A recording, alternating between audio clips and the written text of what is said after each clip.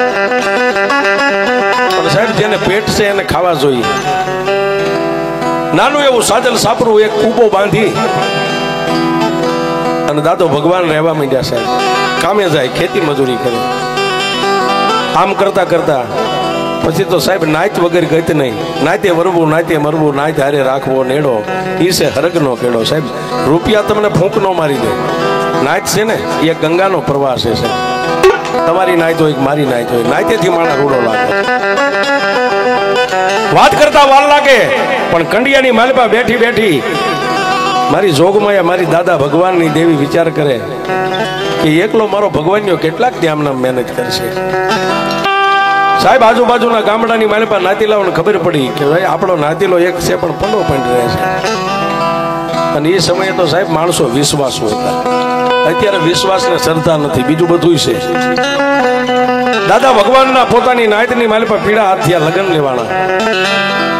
લગ્ન થયા પછી માં ભગવતી ચામુંડાએ રાતના 12-1 સમયે ગેબી અવાજ કર્યો, ભગવાનિયા આમાં ભગવાનિયા મારે દેવીને ભૂખ લાગી છે, મારે તારા હાથનું કાંઈક ખાવું છે.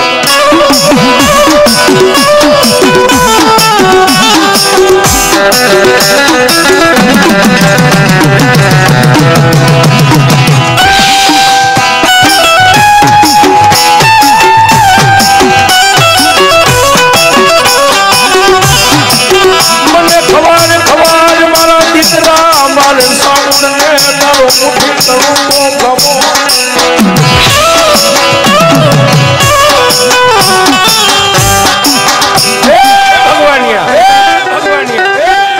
વિરમગામ ને મેકીને નીકળી ગયો અને વર્ષો વીતી ગયા. બાપ મને ચામુંડ ને ભૂખ લાગી છે, મારે મુઠ્ઠી કણુકો ખાવો.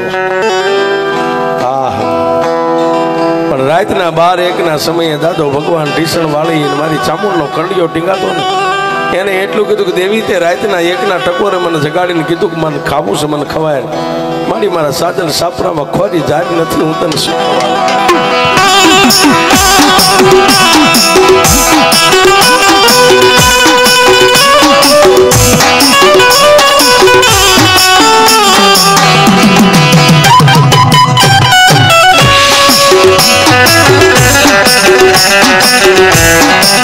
મારી હું તારો ભગવાનિયો એકલો નિર્ધનિયો, મારી પાસે ધન નહીં દોલત નહીં, મારી ચામુંડા મારી પાસે ખાવા ખોરી જાય.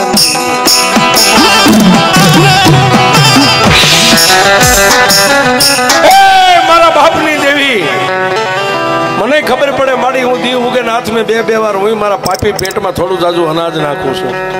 મારી તારો કંડિયો લઈને વિરમગામ માંથી નીકળ્યો અને વર્ષો વીતી ગયા. દેવી મારે તને ખવારવું છે પણ મારી પાસે ખોરી જાય નથી, 2 રૂપિયાની મૂડી નથી, તને શું ખવારવું.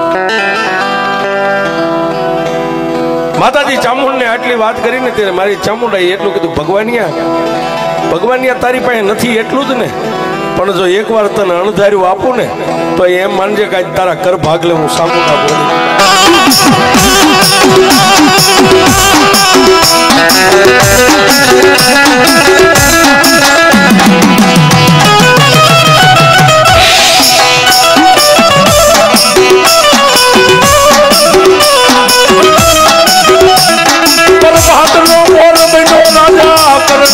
વેળા બની મારી નાચો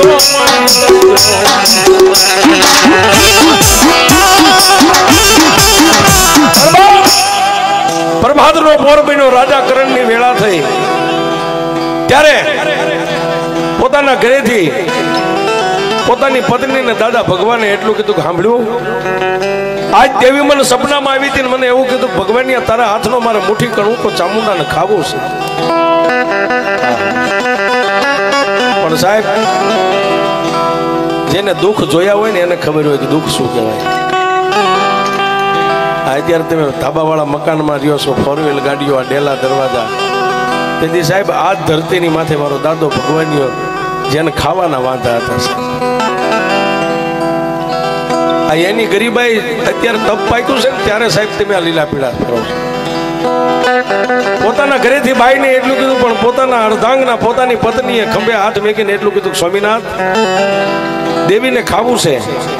હમણાં મારા પિયરની માલપા આપણે જઈને સમાચાર દઈ તો મારા ભાઈઓ ભાંડરું મામા મોહાળ બધા હગાવાલા આવે પણ આપણા ઘરની માલપા કાંઈ મોટી જાહેર નથી, આપણે શું દેવીને જમાડવી? આ સાહેબ 12 મહિને 12 મહિને તમે નાયતને તેડાવો છો ને, આ એનો પ્રતાપ છે સાહેબ, એની ગરીબાઈનો પ્રતાપ છે. મારા દાદા ભગવાને એટલું કીધું કે ભાઈ સાંભળે, જેથી હું એકલો હતો ને મારા બાપની દેવીનો કંડિયો લઈને વિરમગામમાંથી ભાગીને નીકળ્યો ને, તેથી સુવાળ પંથકની માલિપા એક બાપલ દેથાની બેસરાજી બેઠી ને, એને મને એક ટકોર કર્યો તો ભગવાનની જેથી દુઃખ પડે ને, તેથી મને બેસરીને યાદ તો કરજે બાપ. હે તું મારી દેવીનો કંડિયો 2 દી હાંસવીશ, હું એક સંખલપુરમાં જઈને એ દેવીને ટકોર તો કરતો આવું બાપ.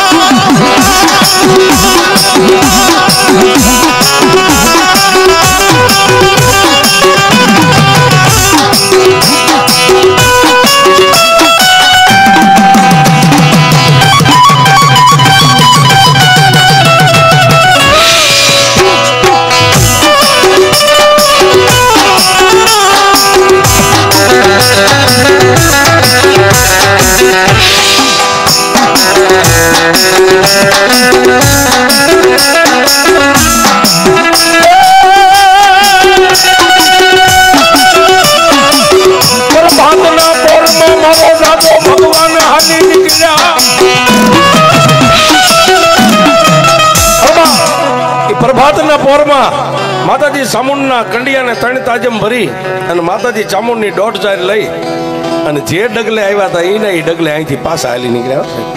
કારણ કે બીજી ધરતી તો એને જોઈ નથી સાહેબ, જ્યાંથી આવ્યા ને એના જ ગામડા હોહરવા સંખલપુર નહીં, સંખલ સીમાડાની માથે ગયા ને, કે મારી બાળી બહુ સરે આમ જોયું કે આવ્યો મારો દુબળો આવ્યો ને, જો દુબળો આવે ને એના દુઃખ ને પી નો જાવ તો મારી બહુ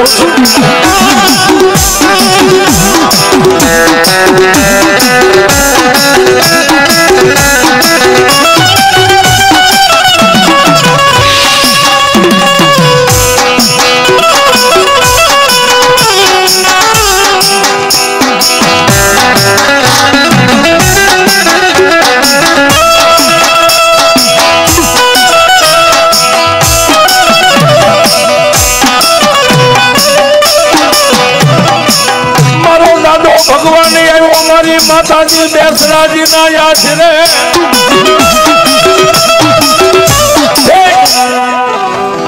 માતાજીના મંદિરના આગળ દરવાજે પગરખા ઉતારી અને આવીને મોઢાની માલિપા ખડનું તણનું લઈ અને માતાજી બેસરાજીની સામે ઉભા રહ્યા. મારી તારી પાસે તો અમે ખડના ખડમાકડા કહેવાય, પાપી પેટને ભરનારા.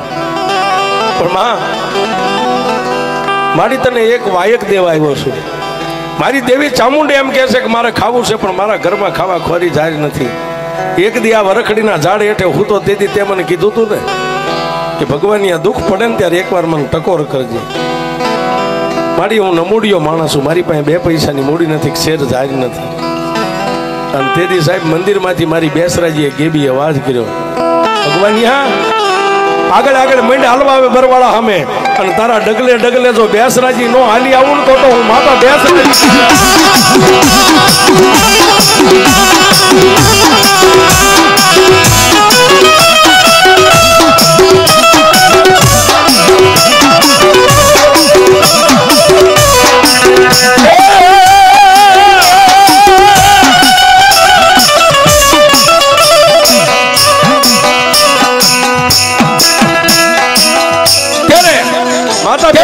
એટલું કીધું કે ભગવાનની અહીંથી હાલી નીકળે.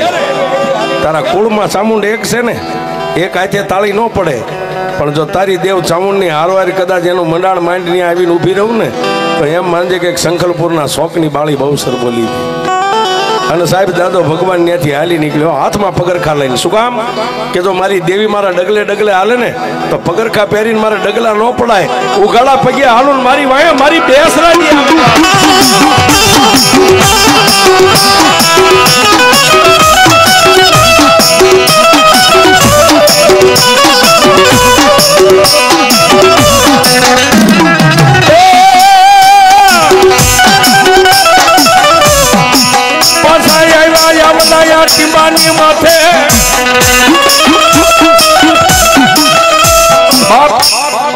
દાદો ભગવાન પાછા ટીંબાની માથે આવ્યા. આવીને માતાજી ચામુંડના કંડિયાને 3 તાજમ ભરી અને માતાજીના નામની પાછી 1.5 લીધી.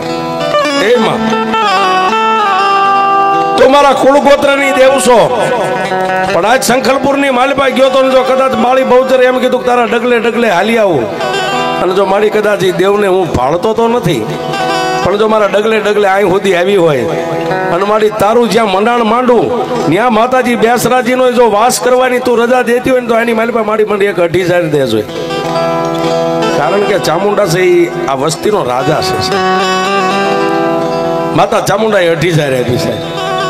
અને પછી દાદા ભગવાને અને પોતાના ઘરેથી બાઈ આ જગ્યા જ્યાં ધરતીની મારી પાસે જ્યાં મઢ રહ્યો ને 2.5 ઇંચનું મંડાણ માંડી અને માતા ચામુંડને અને માતાજી બેસરાજીના વિહામો આપી અને પછી 1.5 મહિનાની મુદત લઈ અને તેથી માતાજી ચામુંડને અને બેસરાજીને એક ભાણાના વ્યવહારે જાતર આપી આ ધરતીની માથે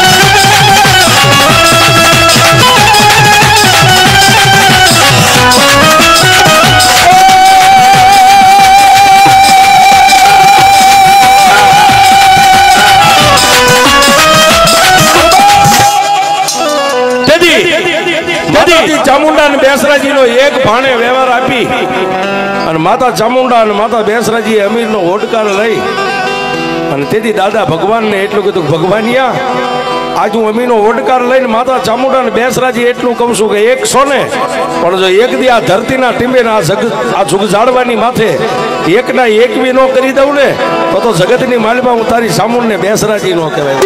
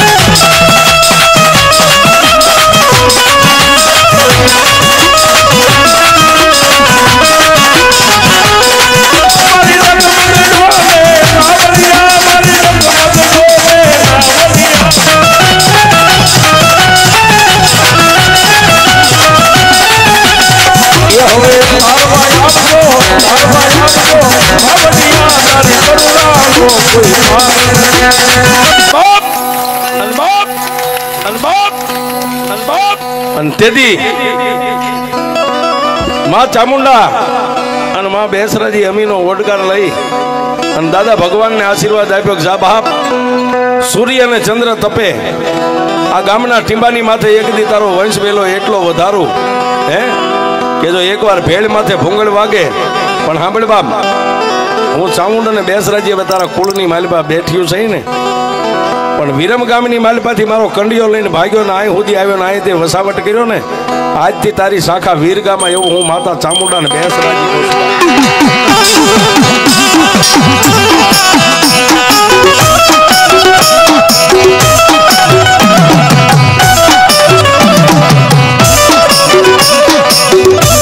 મારી માતાજી બોલીને કોઈ દી મારી માતાજી બીજું બોલે નહીં.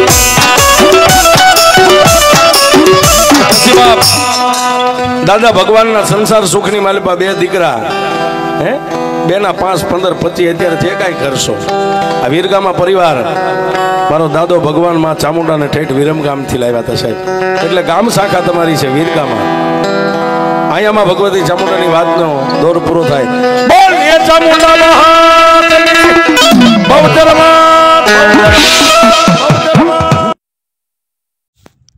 ચામુંડમાની આવી વાર્તા અને વિડીયો જોવા માટે આ યુટ્યુબ ચેનલને સબસ્ક્રાઈબ કરી દેજો.